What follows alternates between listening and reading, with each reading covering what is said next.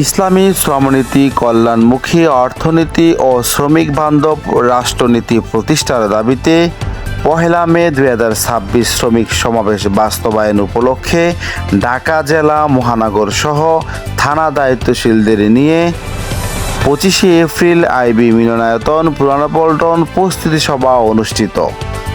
ইসলামী শ্রমিক আন্দোলন বাংলাদেশের কেন্দ্রীয় মোহতারাম সভাপতি মোহাম্মদ খলিলুর রহমানের সভাপতিত্বে এবং মোহাম্মদ কামাল উদ্দিন আহমেদের সঞ্চালনায় উক্ত সভাটি পরিচালিত হয়।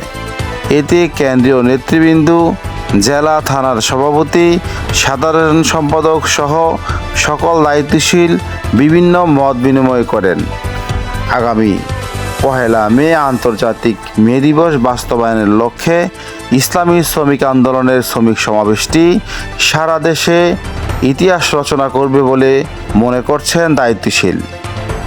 MKS মহিউদ্দিন, সময়ের আহ্বান, ঢাকা।